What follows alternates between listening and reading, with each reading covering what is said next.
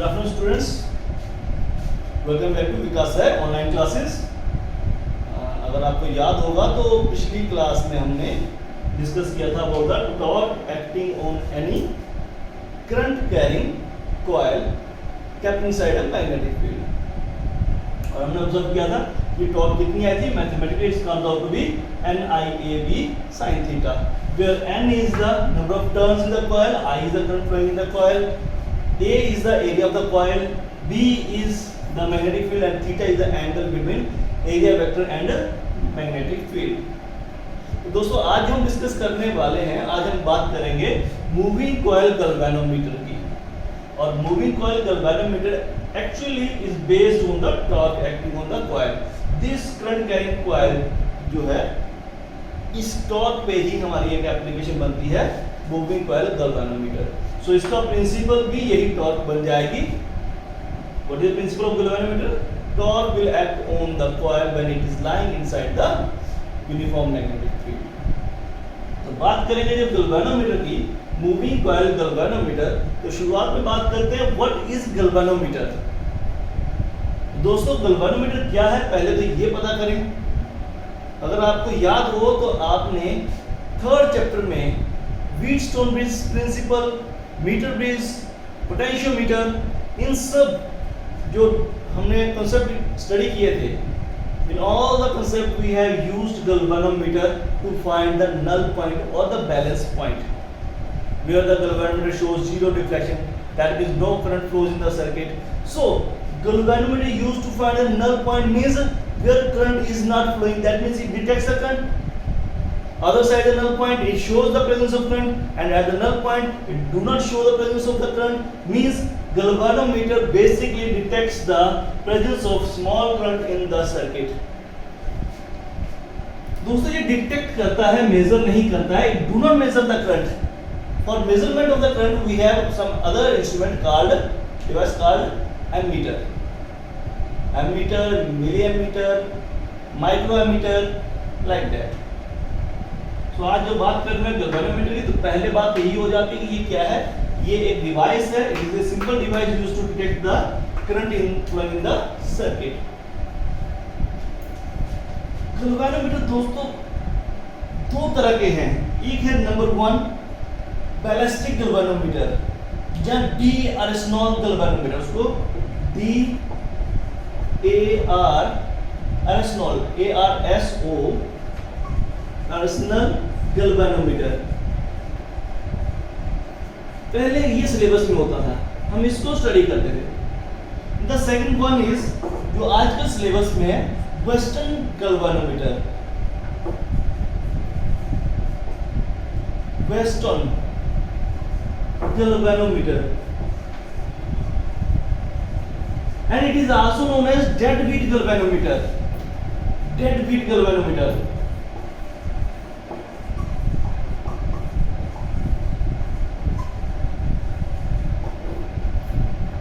Deadbeat galvanometer. आजकल आपकी lab में, आपको जब आप स्कूल कॉलेज में जाओगे और लैब में देखोगे, you will see this type of galvanometer there. Observation ली, जैसे ही सर्किट को ऑफ किया, galvanometer shows zero deflection. This type of galvanometer they take a long time to come to zero position, और that's why these are known as deadbeat galvanometer. Western type galvanometer known as deadbeat galvanometer. दोनों में difference क्या है? दोनों में difference एक तो structure का है। दोस्तों ये जो गैल्वेनोमीटर पहले होता था, इसमें एक कॉइल होती थी और उस कॉइल को एक थ्रेड से सस्पेंड किया जाता था with the phosphorus bronze wire. एक थिन फास्फोरस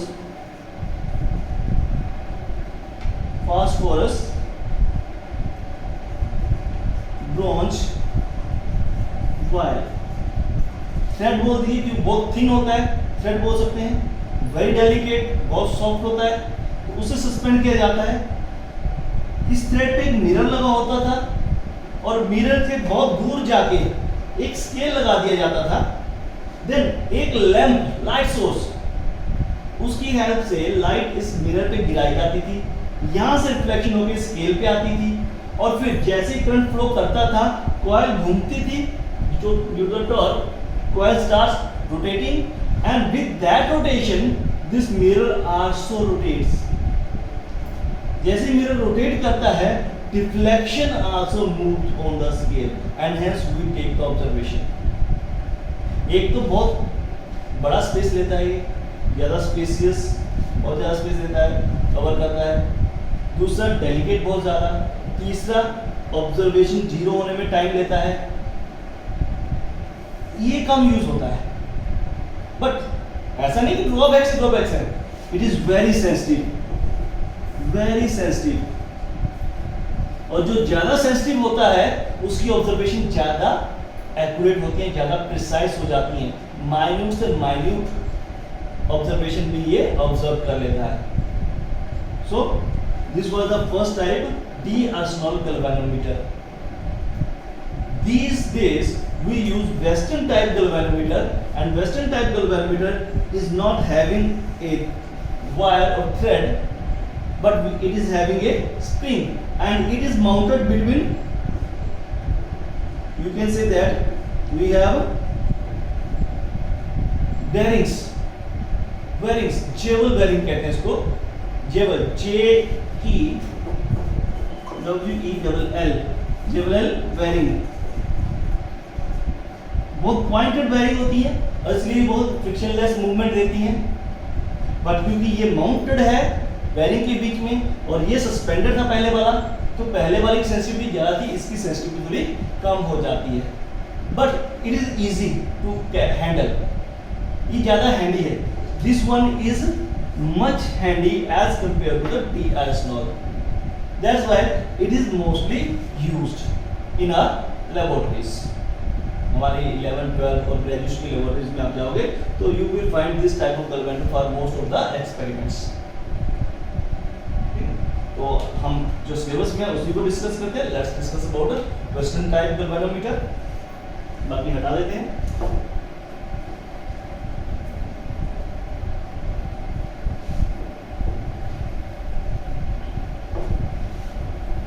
तो दोस्तों सबसे पहले What is galvanometer हम जान चुके हैं, galvanometer क्या है। The second thing that comes is principle।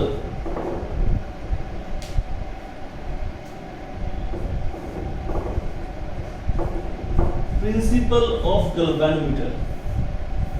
तो दोस्तों चाहे डी आर्सेनॉल हो चाहे वेस्टर्न टाइप गैल्वेनोमीटर हो, प्रिंसिपल सेम है। क्या प्रिंसिपल है? It is based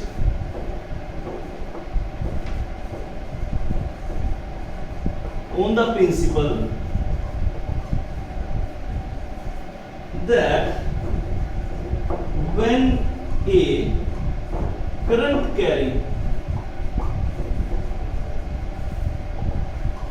coil is kept inside uniform magnetic field,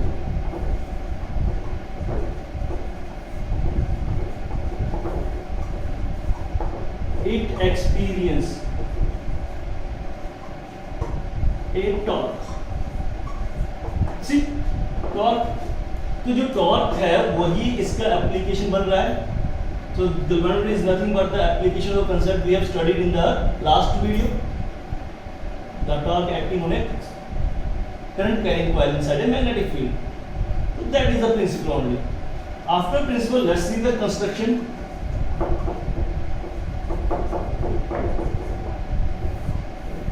construction दोस्तों क्या है? सबसे पहली चीज तो एक करंट कैरिंग कॉइल होगा जो मैग्नेटिक फील्ड में है।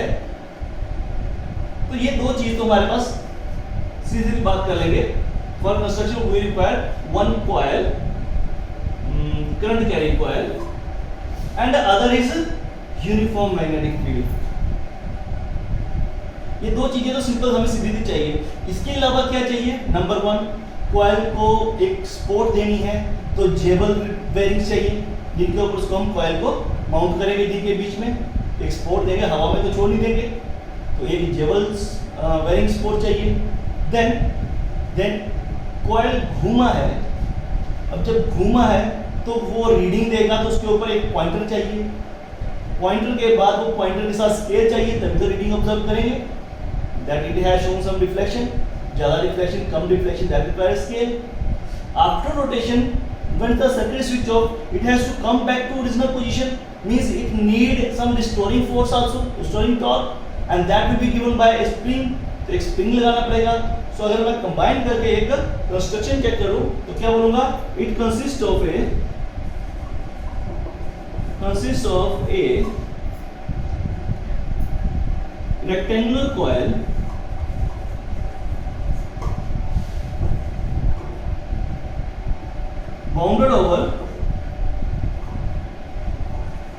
bounded over a cylindrical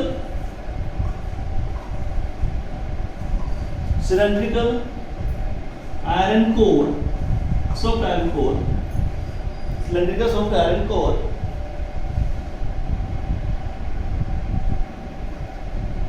lying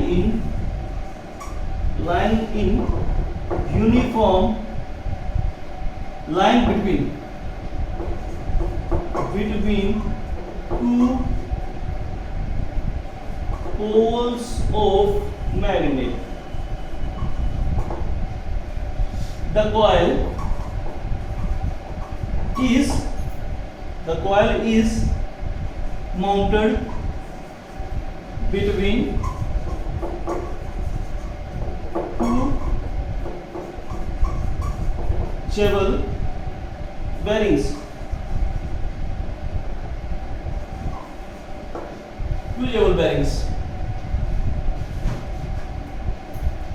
A restoring spring,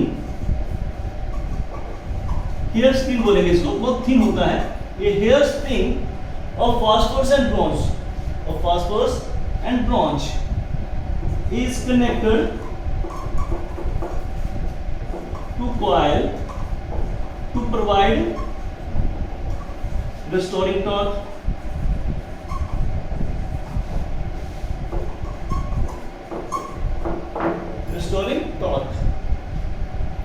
Then इसको साफ कर लेते हैं।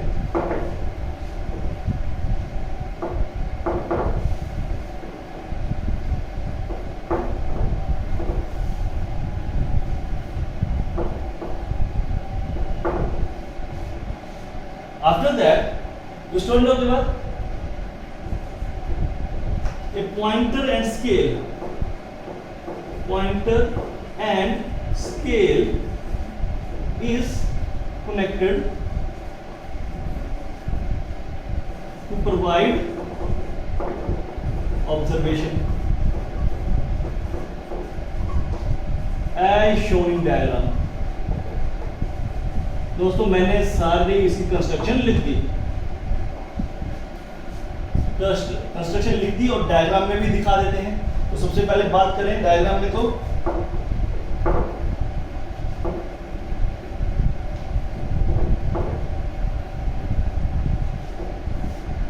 हमारे पास दो पोल पीस है,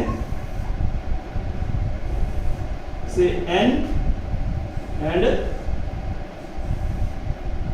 S, दो पोल पीस है, और इन पोल पीस के अंदर एक सिलेंड्रिकल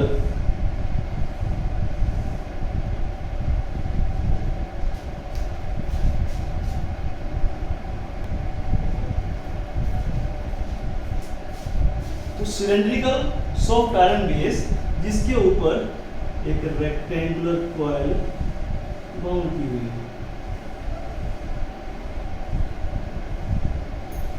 रेक्टेंगुलर के फ्री एंड्स, कॉइल के फ्री एंड्स में है, दैट इज फॉर इनपुट। और इस कॉइल को माउंट किया हुआ है बिटवीन जेबल बेरिंग्स, और यहीं पे एक जेबल बेरिंग के पैरेलल में एक हेयर स्प्रिंग लगाया हुआ है, so that it could be provided with the restoring torque and can be return back to its original position. जैसे ये घूमना है, a pointer and scale arrangement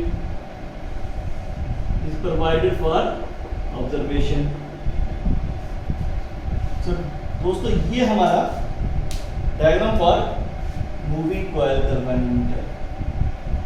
यहाँ पे हमने सिलेंड्रिकल होर्सशू मैग्नेट को लिए हैं, नॉट स्ट्रेट। हम बात करेंगे क्यों लिए हैं, so let discuss about it now. See the first of all theory, first working, let us see working. What is working? When a current is passed through the coil, a torque acts on the coil and coil starts rotating and shows deflection on the scale provider. When the current is switched off, the restoring torque produced in the spring bring back the coil to its initial position. During the course, add a current is produced in the core which damped its oscillation and hence it comes to rest immediately when the current is switched off. This was the working. Now come to theory. Theory part means mathematical portion.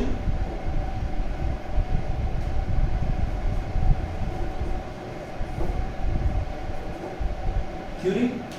So दोस्तों theory में क्या है? Theory mathematical portion आएगा।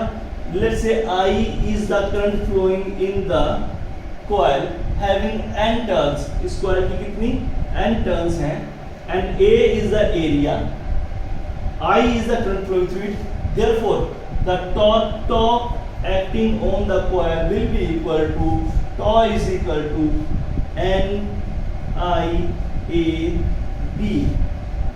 NIAB sin theta. दोस्तों यहाँ पे जो theta है, angle between B and area vector at every point. देखो let us say this is our coil and this is our magnetic field.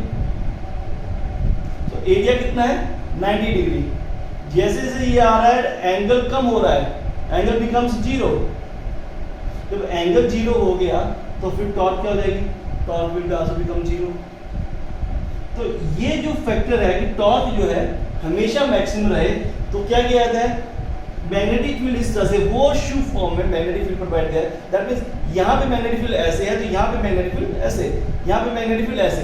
तो जब इस पोजीशन पे है, एरिया वेक्टर ऐसे है, ये घूम के ऐसे आया, एरिया वेक्टर ऐसे हो गया, तो मैग्नेटिक फील्ड ये वाला है।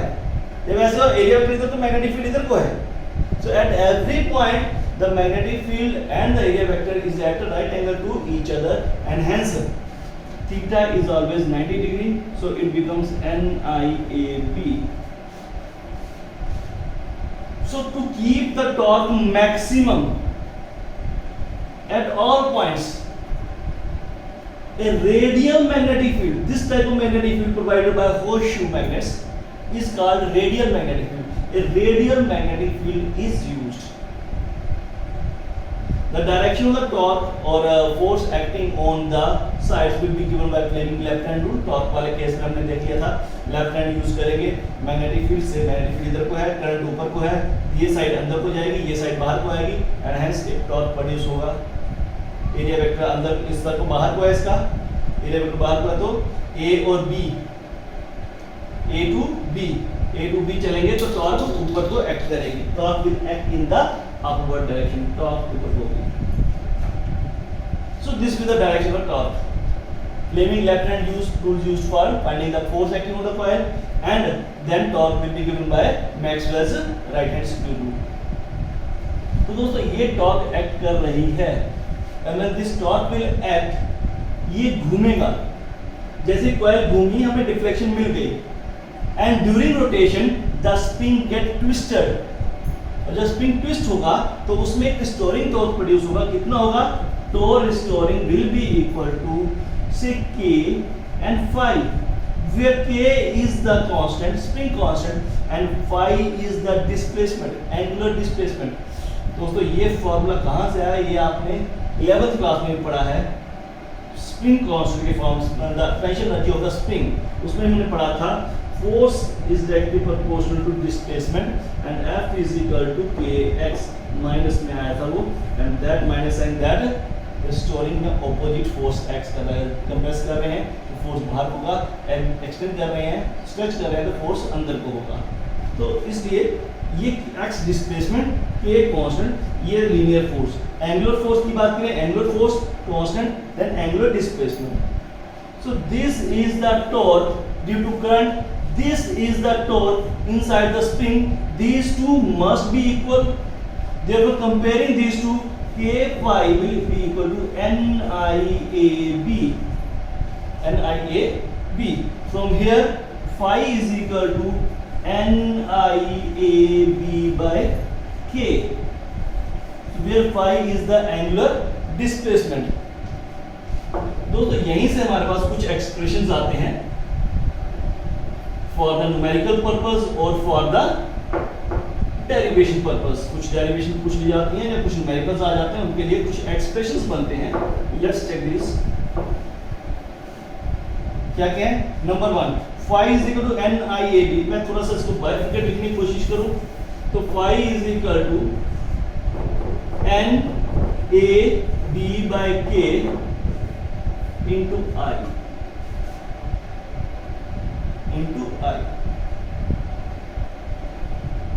That means n constant, a constant, b constant, k constant, phi is proportional to I। तो जितना ज्यादा करंट होगा उतनी ज्यादा रिफ्लेक्शन होगी, जितना कम करंट होगा उतनी कम डिफ्लेक्शन होगी। अगर मैं सारे को इधर ले जाऊं तो I will be equal to k upon NAB into phi। So this can also be written as G phi, where G is equal to K upon NAB। This G is also known as galvanometer constant or current reduction factor। G is equal to I upon phi वाला formula लगा दूं, then this is also known as figure of merit।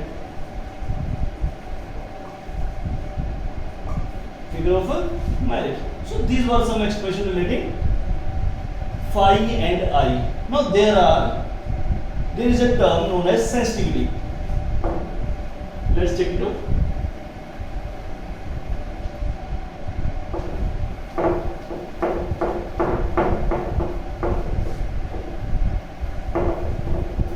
So what relation we have just now derived? That is phi is equal to NBA upon K into I। Sensitivity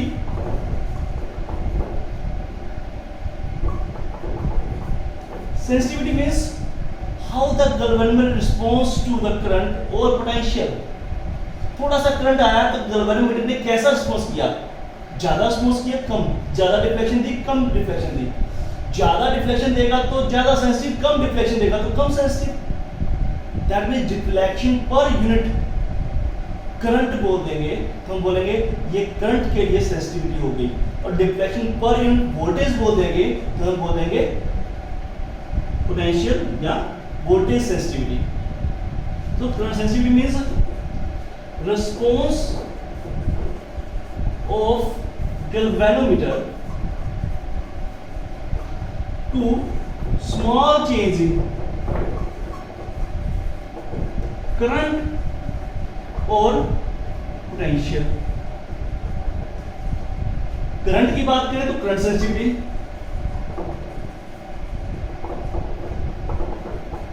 voltage की बात करें तो voltage sensitivity.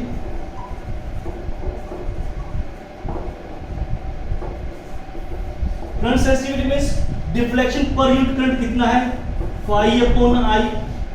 तो phi upon I का मतलब NBA upon K।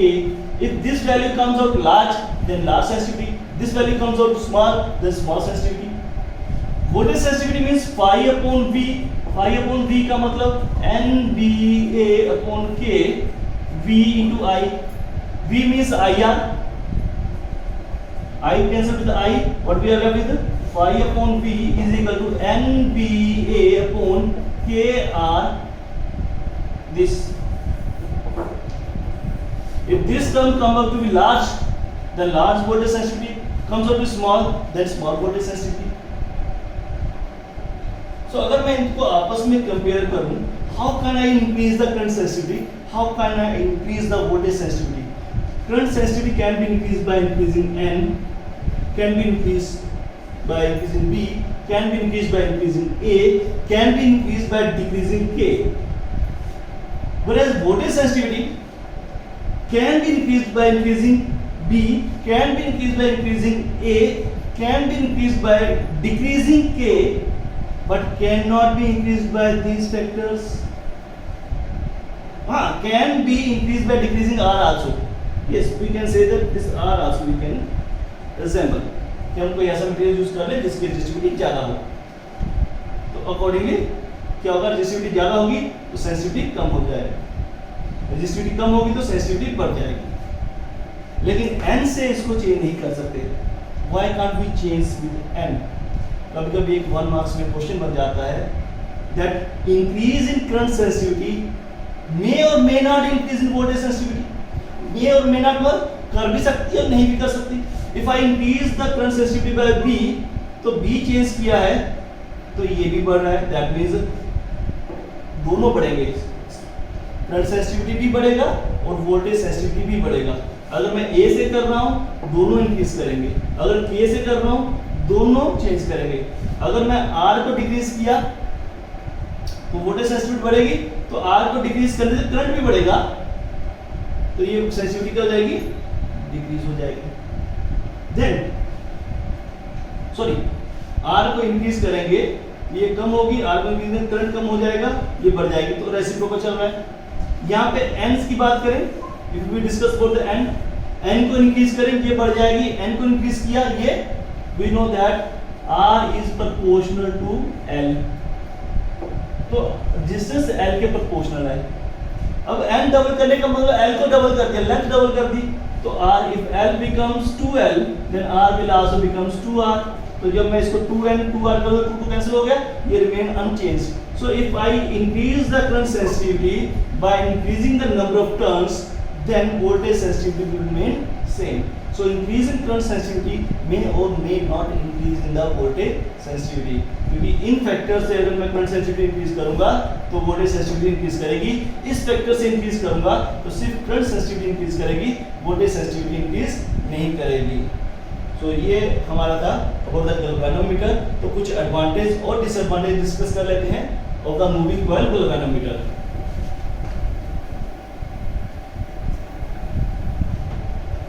So there are some advantages or some disadvantages of the moving coil galvanometer. So let's first discuss advantages.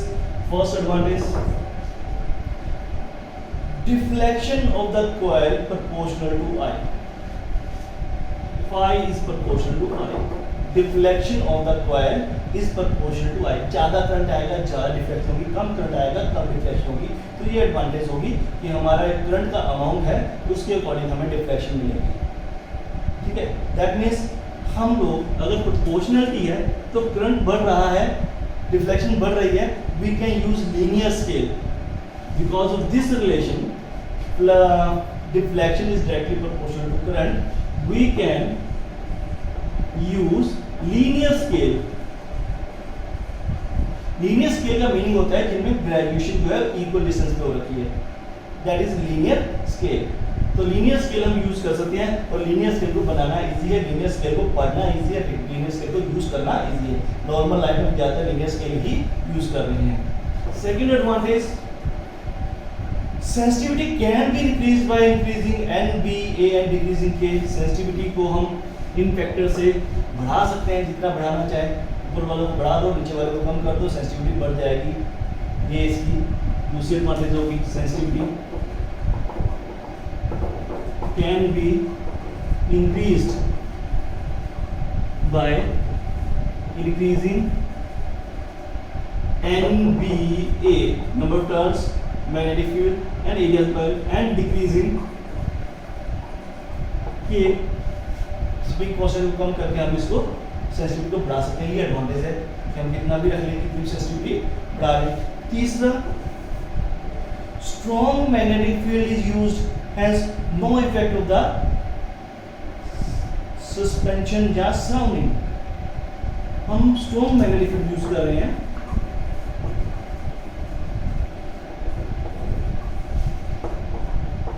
तो strong magnetic field से क्या है कि हमारे आसपास वाले जो मैग्नेट, लेट अस से मैं एक्सपेरिमेंट कर रहा हूं, तो मेरे बगल में, अपेरेंस के बगल में एक मैग्नेट पड़ा है और वो मैग्नेट का मैग्नेटिक फील्ड वहां है।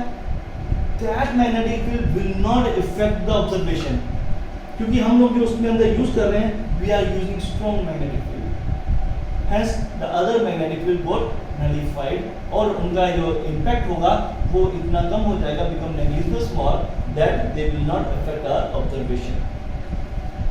चौथा, हम सॉफ्ट आयरन कोर यानी कि मेटल कोर यूज कर रहे हैं, तो उसमें एडी करंट प्रोड्यूस होगा।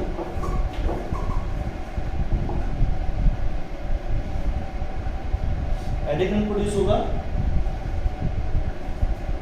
Eddy current brings the coil to rest immediately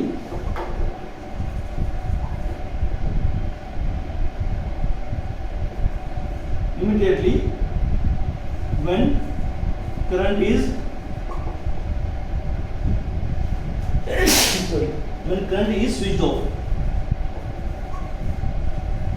जब करंट को स्विच ऑफ करेंगे तो हमारा एडी करंट जो प्रोड्यूस होगा वो कॉइल को इमीडिएटली रेस्ट पे ले आएगा और हम लोग अगली ऑब्जर्वेशन लेने के लिए रेडी हो जाएंगे। That's why it is called dead galvanometer also. So these are the few advantages of the moving coil galvanometer। तो यहाँ एडवांटेजेस हैं, तो वहाँ कुछ डिसएडवांटेजेस भी हैं, तो let's discuss about the disadvantages.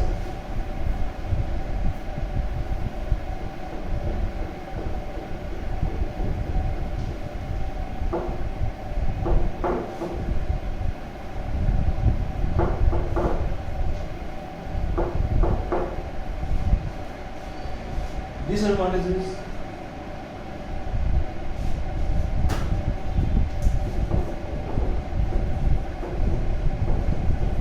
of moving coil galvanometer। तो क्या क्या डिसएडवांटेज होती है? Number 1, sensitivity. भाई सेंसिटिविटी हम जितनी चाहे बढ़ा लें, जितनी चाहे कम कर लें, लेकिन एक बार बना दी तो उसके बाद उसको चेंज नहीं किया जा सकता। जब इच्छा की चेंज करो, बढ़ा लो, कम करो, ये पॉसिबल नहीं है। एक बार डिजाइन बना दिया, सेंसिटिविटी आ गई। ज़्यादा सेंसिटिविटी रखिए तो ज़्यादा है, उसको और बढ़ाना चाहे तो नहीं बढ़ा सकते।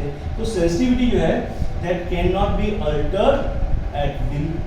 जब इच्छा है तब तो इसको अल्टर नहीं कर सकते हैं, ये एक बार नहीं डिसाइड करनी कितनी होगी। ये फर्स्ट डिसएडवांटेज हो गई। सेकेंड, इजीली डैमेज हो जाता है ड्यू टू ओवरलोडिंग। ज़्यादा करंट आएगा तो इसमें क्या होगा, जो स्प्रिंग है that will burn out.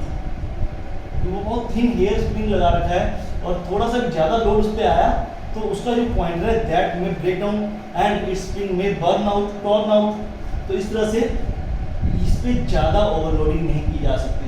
Overloading can not be done on the, थोड़ी सी ओवरलोडिंग ज़्यादा हुई इट विल गॉट डैमेज और ये फिर उसके बाद काम का नहीं रहेगा। So these are the 2 drawbacks of the moving coil galvanometer। तो ये galvanometer के बारे में था जो भी डिस्कशन किया हमने। galvanometer के आगे 2 एप्लीकेशंस हैं, let's discuss about them also.